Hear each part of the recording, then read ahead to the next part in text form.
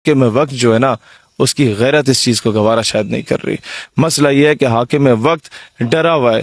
جب اسے لا کے امپوز کیا جاتا ہے نا کسی باہر کی قوتوں کی جانب سے تو وہ اتنا بڑا سٹینڈ نہیں لیتا. یہ مذہب بیچنے والے بھی نا جو پچھلی حکومتوں میں دھرنے دیا کرتے تھے اب آ کے صرف راہ فرار اختیار کر رہے ہیں, چھوٹے موٹے احتجاج کر کے خانہ پوری کر رہے ہیں. یہ سارے لوگ اب ایک ہی تھالی میں کھانے والے ہیں, ایک ہی گورنمنٹ کی ٹیم بھی بن کے بیٹھے ہوئے. ہمیں ان سے امیدیں نہیں ہیں. میں نے اپنی سجیشنز دے دیں, جو لوگ صاحب اختیار ہیں اگر ان تک سجیشنز پہنچ گئی تو شاید پاکستان امت میں اپنا وہ مقام حاصل کر دے گا جو کسی دور میں طیب اردگان کا تھا یا محمد بن سلمان کا تھا. مسلمان رسول اللہ علیہ الصلوۃ والسلام کی بے حرمتی یا قرآن کی بے حرمتی کیسے برداشت کرے گا؟ پوپ فرانسس سے جا کے ملیں, اس کو بولیں کہ پوری دنیا کا کیتھولک, پروٹیسٹنٹ اور آرتھوڈاکس تم سے سوال پوچھے گا کہ حضرت عیسیٰ علیہ السلام کی گستاخی ہوتی تو تم خاموش کیوں رہتے ہو. اس کو آن بورڈ لیں کہ ایسی قرارداد اقوام متحدہ متفقہ طور پر منظور کرے کہ ایسی مقدس شخصیات اور کتابوں کی جو توہین ہے وہ قابل سزا جرم قرار دیا جائے, اور پاکستان یہ کام کر سکتا ہے. پاکستان غریب ہے لیکن اس کی ملٹری مائٹ کی وجہ سے, نیوکلیئر ایسڈز کی وجہ سے اور امت مسلمہ پر احسانات کی وجہ سے پوری دنیا آپ کے پیچھے کھڑی ہوگی. لیکن مسئلہ وہی ہے, غریب کو خدا پیدا کرے, خو بغیرت اچا کرے. سویڈن میں قرآن پاک کی جو بے حرمتی کی گئی, کیا کہنا چاہیں گے اس حوالے سے؟ مجھے اس پر مولانا فضل الرحمان صاحب کے احتجاج یا دھرنے نہیں چاہیے, سٹینڈ چاہیے. اس وقت پی ڈی ایم حکومت کر رہی ہے اور حکومت کا الائنس کا سربراہ مولانا فضل الرحمان ہے. مجھے شہباز شریف صاحب کی اس سانحے کے چھٹے دن مذمت نہیں چاہیے. آپس میں بیٹھ کے پیپلز پارٹی نون لیگ والے بیٹھ کے کہتے ہیں ہم مذمت کرتے ہیں, کوئی فرق پڑا مجھے بتائیں؟ کیا ان کی مذمتی قراردادوں سے وہ گستاخ گرفتار ہوا؟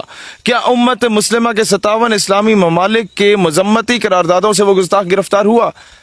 سر آپ بھی احتجاج کر رہے ہیں, میں بھی احتجاج کر رہا ہوں, گاما بھی احتجاج کر رہا ہے, گھسیٹا بھی احتجاج کر رہا ہے, نتھو پھتو بھی احتجاج کر رہا ہے, اور یہ بھی احتجاج کر رہے ہیں. جب سارے ہی احتجاج کر رہے ہیں then what is the difference between Nathu پھتو اینڈ وزیر اعظم اسلامی جمہوریہ پاکستان؟ تو پھر چھوڑ دینا اپنی کرسی جب آپ کے اختیار میں نہیں ہے. مجھے یہ بتائیں کہ اس وقت فلسطین میں ظلم ہوا ہم نے برداشت کیا, برما میں ظلم ہوا ہم نے برداشت کیا, کشمیر میں ہوا ہم نے برداشت کیا, افغانستان میں ہوا ہم نے برداشت کیا, لیبیا, سیریا, لیبنان, ہر جگہ برداشت کیا. اب تو قرآن پاک کو جلا دیا گیا. اب تو ہماری عزت اور غیرت کو مسلمانوں کے 200 کروڑ 2 ارب مسلمانوں کی غیرت کو للکارا گیا ہے. اب مجھے یہ بتائیں کہ یہ لوگ جو اس وقت حکام بالا ہیں ان کی غیرت کہاں پر مر گئی ہے؟ مذمتیں کر کے چھوٹے موٹے ریلیاں احتجاج نکال کے رائے فرار اختیار نہیں کیا جا سکتا. اور پاکستان کا وزیر خارجہ مجھے نظر نہیں آ رہا پچھلے 2 ہفتوں سے. عید کو 2 ہفتے ہو چکے ہیں, عید کے دن ہی قرآن پاک کی بے حرمتی کی گئی, وزیر خارجہ وہاں پھر ٹر رہا ہے. ابھی تک 57 اسلامی ممالک کے ڈیلیگیشن سے ملاقات ہو جانی چاہیے تھی, ان کو ایک پیش میں لے جانا چاہیے تھا, اور وہ آپ کے پیچھے چلنے کو مجبوراً تیار ہوتے. کیوں؟ کیونکہ جب آذربائیجان پہ مشکل وقت آیا تھا, آج آذربائیجان جائیں, اس کی ہر عمارت پہ آپ کو آذربائیجان کے ساتھ پاکستان کا جھنڈا نظر آئے گا. میں وجہ نہیں بتاؤں گا, وہ آج بھی آپ کے اداروں کی رسپیکٹ کرتے ہیں. آج بھی آپ چلے جائیں بوسنیا میں اور بتائیں کہ آئی ایم فرام پاکستان تو وہ جھولیاں اٹھا کے آپ کو دعا دیں گے. جب لاسٹ ٹائم پچھلی گورنمنٹ کا وزیر اعظم چیچنیا کے صدر سے صرف 1 سیکنڈ کے لیے مل کے آ گیا تو وہ چیچنز جو روس کے خلاف ساری زندگی کھڑے ہوئے تھے انہوں نے کہا ہم روس کو 10,000 فوجی دیں گے یوکرین کے خلاف. کیوں؟ فین فالوئنگ تھی؟ نو, پاکستان کے بہت احسانات ہیں. جب سعودیہ میں گئے اور مجوسیوں نے خانہ کعبہ پہ قبضہ کر لیا تھا تب مشرف کی سربراہی میں ایس ایچ جی کا گروپ گیا, خانہ کعبہ کے اندر پانی چھوڑ کے کرنٹ چھوڑا گیا اور مجوسیوں کو مار کے خانہ کعبہ کو پاک کیا گیا. پاکستان کے عربوں پہ بھی بہت احسانات ہیں. پوری دنیا کا امت مسلمہ کا ہر ملک جانتا ہے کہ جب ہم پہ اوکھا سوکھا وقت آئے گا تو انہی کی فوج ہمارے پیچھے کھڑی ہوگی. تو اس کا بینیفٹ کیوں نہیں اٹھا رہی ہماری گورنمنٹ؟ کیوں نہیں انہیں کہہ رہی کہ جناب آج پاکستان کو رول ماڈل بننا چاہیے؟ شہباز شریف اگر غیرت دکھائے نا اور کہے کہ میں سویڈن کے سفیر کو لات مار کے پھینک رہا ہوں, اور عربوں میں تو ایک مقروض ملک کا باشندہ ہوں, میں تو ایک غریب ملک کا باشندہ ہوں, لیکن ملک کا باشندہ نہیں ہوں. ہم غریب ہیں. وہ پشتوں کی ایک مثال ہے, یہ کہتے ہیں نا کہ جی ہم لوگ اگر یہ امریکہ کو للکار دیں گے, فلاں کو للکار دیں گے, ڈھمکا کو للکار دیں گے تو ہماری ایٹ بند ہو جائے گی, ہم بڑے غریب ہیں.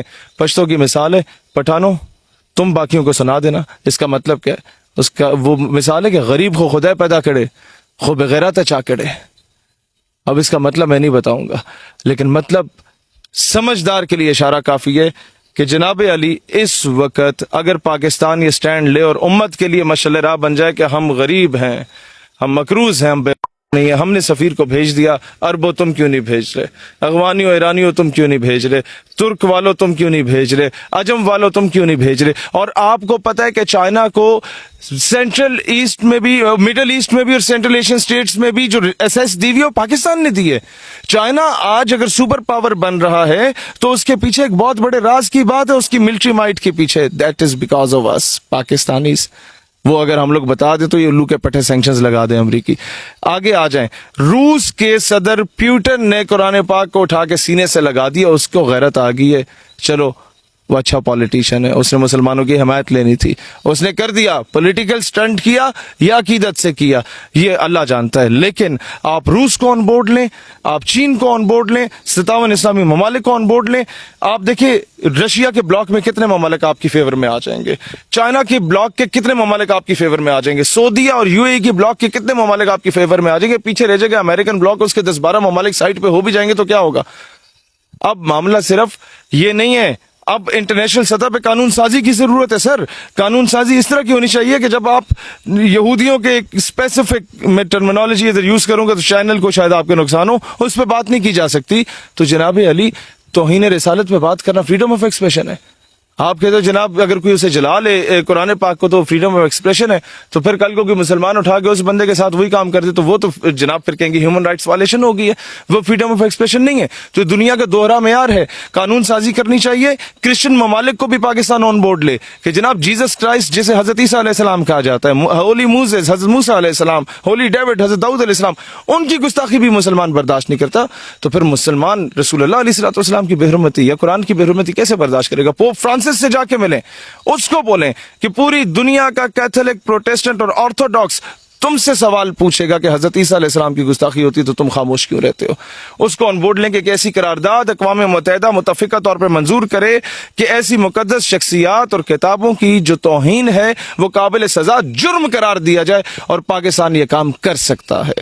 پاکستان غریب ہے لیکن اس کی ملٹری مائٹ کی وجہ سے، نیوکلیر ایسٹس کی وجہ سے اور امت مسلمہ پر احسانات کی وجہ سے پوری دنیا آپ کے پیچھے کھڑی ہوگی، لیکن مسئلہ وہی ہے، غریب کو خدا پیدا کرے، خوب غیرت اچا کرے۔